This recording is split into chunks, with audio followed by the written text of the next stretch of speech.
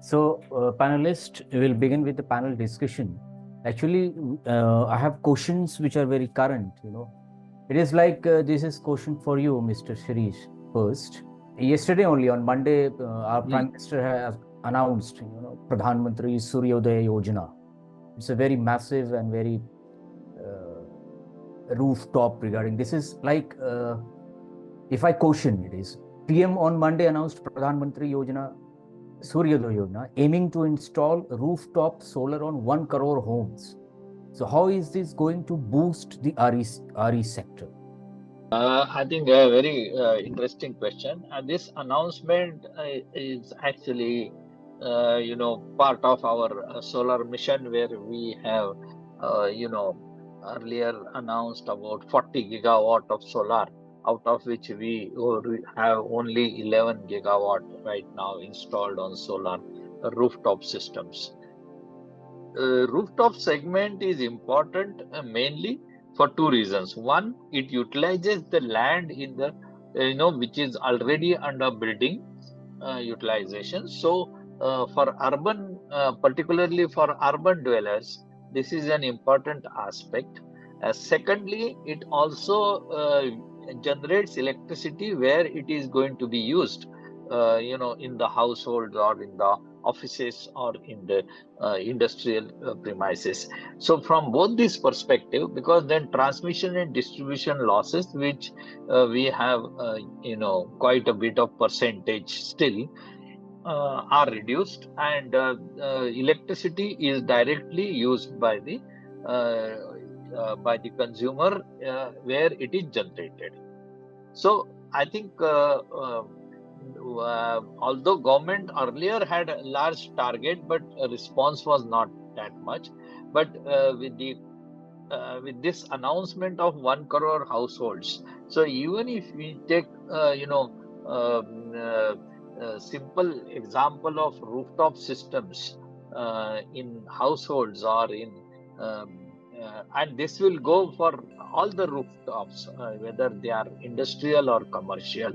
And so we have a huge scope, and government is coming out with a clear intention to develop this market, which is a good thing, because this market needs a boost. Recently, in fact, MNRE has announced the subsidy scheme, and I was happened to be committee member for the price for the subsidy determination activity, and we have increased the subsidy now for the residential, solar rooftop systems. So one side, government is providing financial support.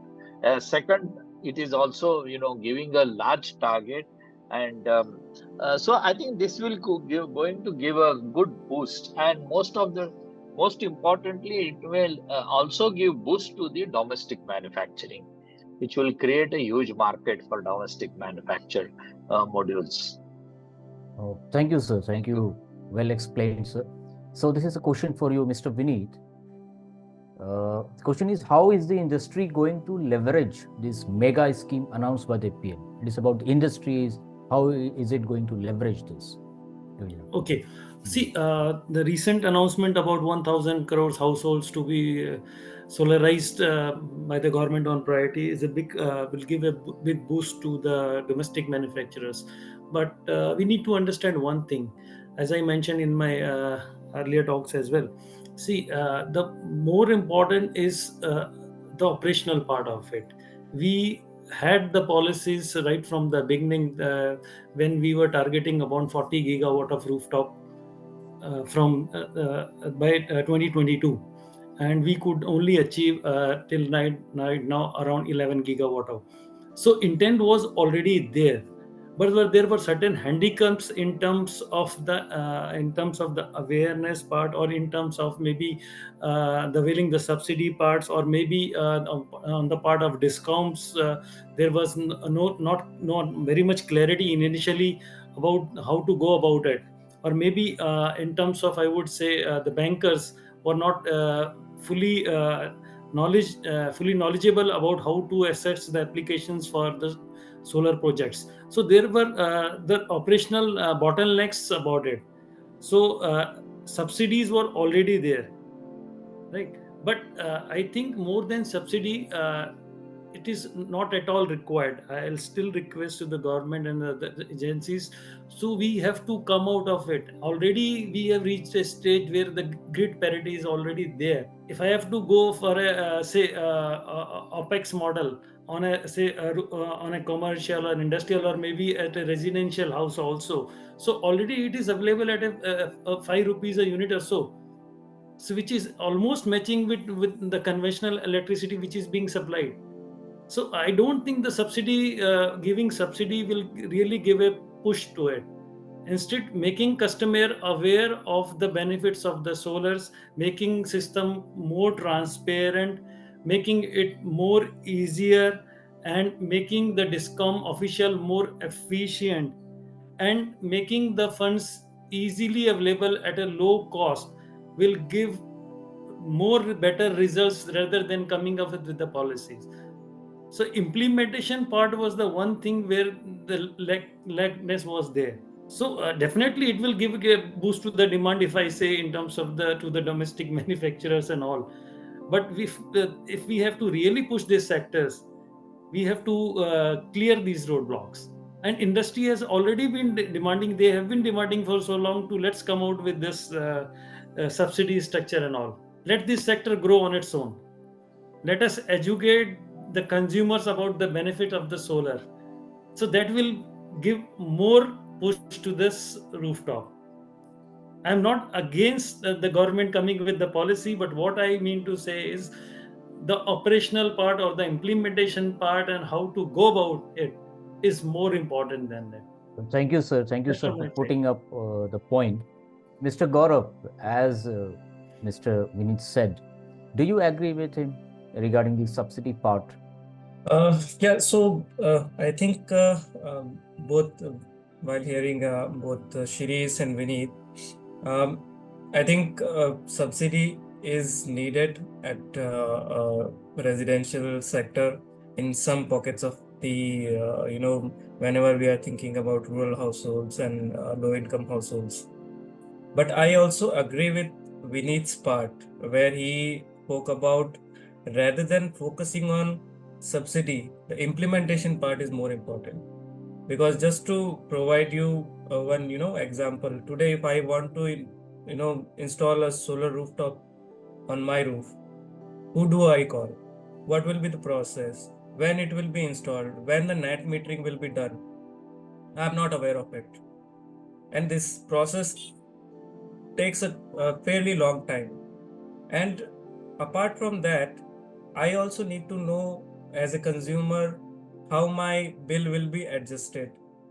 If I produce more than I consume, what will the process of that? Whether it will be carry forward. So these are the things where you need to educate the consumer. You need to, educate the consumer about the benefit, as Vinith said, and as well as you need to streamline the process, control the quality. You need to include the monitoring infrastructure on the place, because you when you are investing something, even if you are getting a kind of subsidy, you are investing a larger part of it in an asset. So what will be the kind of services you are getting out of it? So these things need to be streamlined, the quality check need to be there, the monitoring mechanism need to be there. So while it is good step to announce the scheme, it will be more clear, like what will be the benefit, how it will be implemented on the ground when we get to know the details of the scheme and how the implementation has to be done. One more thing I just want to add is they need to be because we are going on the field, uh, there are some gaps. Like when we are talking about the nodal agencies in most of the states, the discoms has been made the nodal agencies, or maybe the renewable energy department of the state. We need some specific agency which can bridge the gap between the these renewable energy as well as the consumer, because the reach of these the renewable energy company or discom is a little bit, little bit is not there, and the kind of trust gap is there.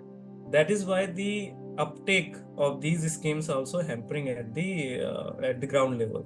So you need some specialized agency which can bridge that gap, handhold the consumer in availing the services, create a kind of awareness. So there, I think more emphasis needed from the government. Right, sir. Rightly said. So this is question for Mr. Santosh. As he said, there should be one agency that should operate between the consumer and the government agencies. So I would like to ask how we are going to bridge that gap, sir, and how we are going to put it in ground. The Yojana has been announced. It is good. 1 crore houses will be, there will be rooftop on that. So how we are going to do that? Yeah, see, my view on this is that, see, the discom has to be completely taken on board, okay, by the government, okay, and they have to support this fundamentally, okay. If they are on board, they support this program, only then it will succeed. Okay? Now, discom is in a good position because they have access to all these consumers. They can aggregate the demand, okay, and then they can get a solar installer to come and install, okay. So that has to be done. Now the key question is, how do you get them on board? And I would say that the government, this mission which is there, rooftop solar for residential, they should drive this at the discom level. They should, it's a combination of giving them some incentives. Discoms need to be given some incentives actually, okay, to do this. Consumer may not need, as is already pointed out, consumer may not need that much of subsidy, or may not need that much. Maybe in some pockets it's required in some parts, but otherwise may not be so much. It's the discom which really needs to be given the incentive that you support this program, and then and both in terms of financial support as well as they need to give a lot of administrative support to this program. And I think if it's driven in a mission mode, with the central government closely monitoring it and linking it to a lot of the central government support which the discoms anyway get, okay, to RDSS and all that, okay. If they link it to this, and then I think the program can succeed. It has to be a combination of consumer awareness creation, as has been pointed out, discom support coming on board, okay, and some level of tight monitoring. If you get all these three things together, I think we can make it happen. Thank you, sir. So I'll be speaking about the upcoming budget. So this is a question for Mr. Vineet. Do you believe that the upcoming budget will give a boost to the RE sector? Will there be anything for the RE sector?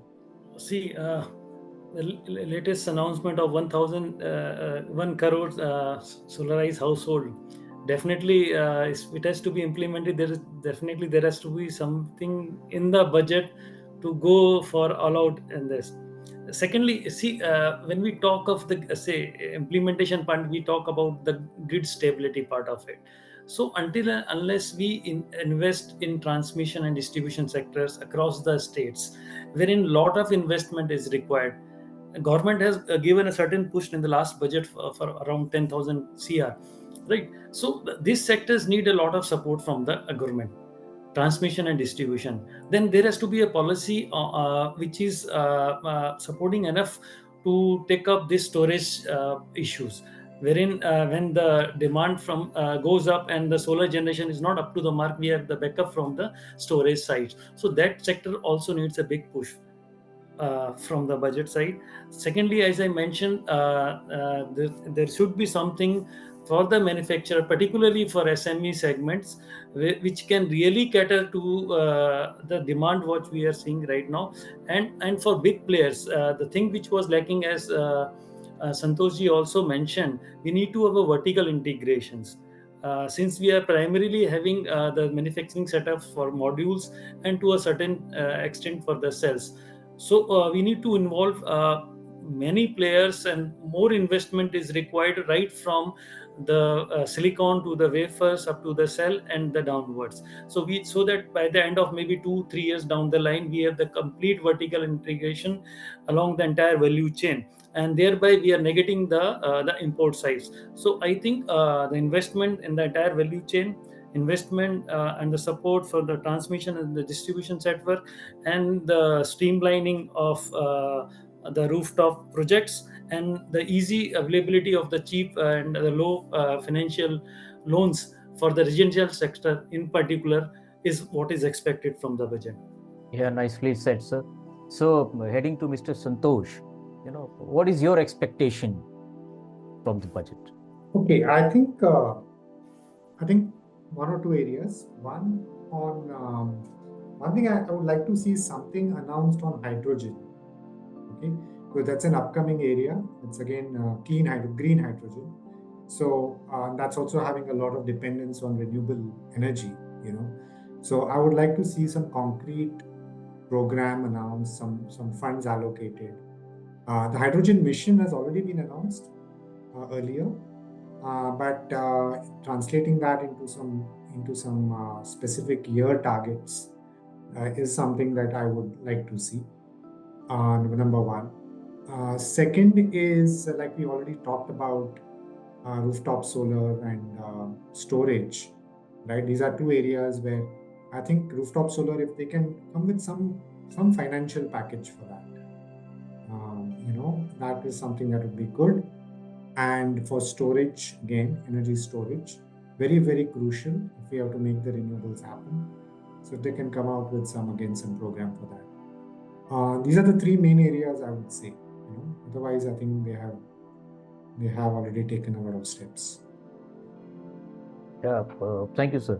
So, Mr. Shirish, what is your take on this? I think the areas which Santosh and Gaurav, Vineet has identified, they are going to be important areas, no doubt. We also have to see how the transmissions can be strengthened, and maybe some more package for increasing investments in transmission lines. It can be one of the areas which I feel government should address in the budget. The second important, as he mentioned, in hydrogen, of course, there are already a lot of investments happening in hydrogen, and there is also, I expect some more research and development funds available for hydrogen related, particularly electrolyzer and fuel cell development or the component development within the country under Atmanirbhar Bharat scheme, because that is one area where we need to do a lot of development, and it is upcoming area where R&D also is an important aspect. So the third aspect is, I think government has already announced the leasing for seabed blocks for the offshore wind. So we may see some more fund allocation for offshore wind development happening in this budget. Thank you, sir. So I'll be heading towards the closing statements. So we have discussed two of the major topics, the current topics. One is the Yojana, which yesterday only announced. The other is the upcoming budget.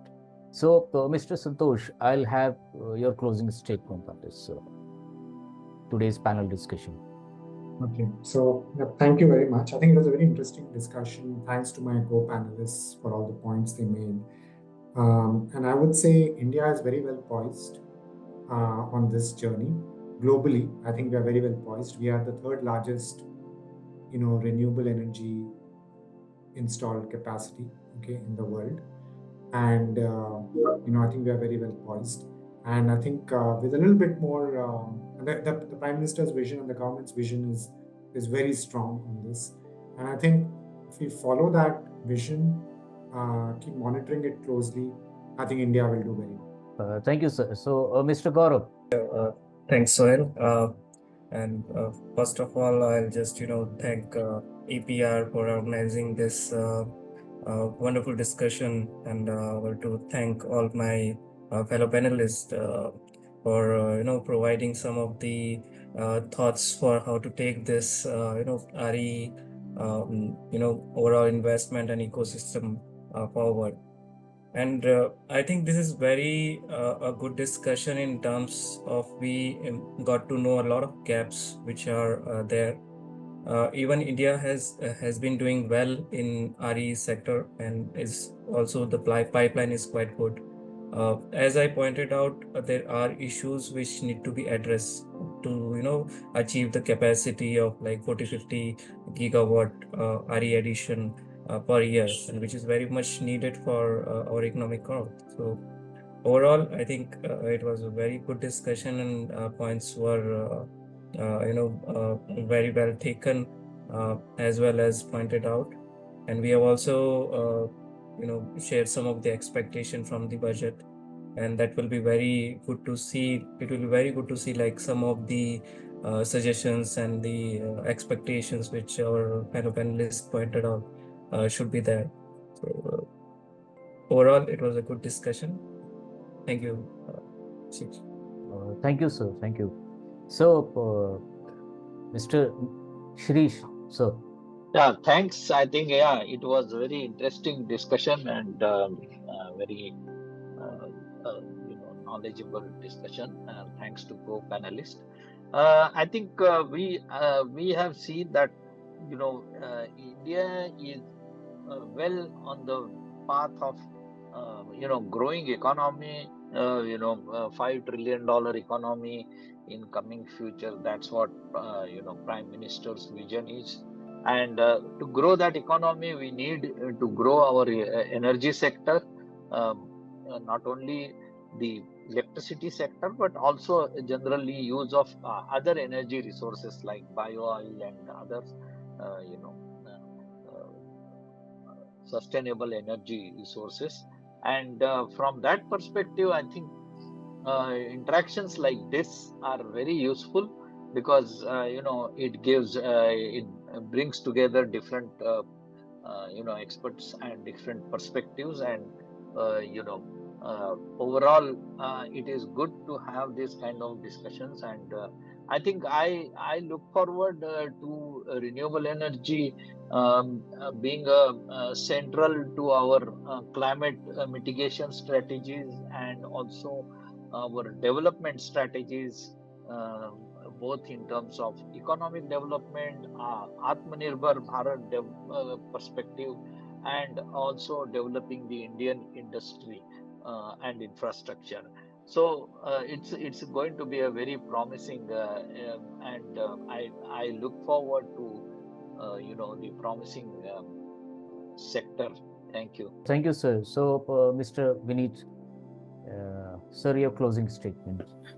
Yeah, thanks, Soil. I'd like to thank my fellow panelists as well for bringing out the well thought out points, and which are very much required. And these kind of discussions really helps us in enlightening what is happening around us, and they gives a right perspective and right feedback to the government as well, so that they can plan the policies and they can go for the implementation part with intent and with the right feedback and everything. So thanks for it.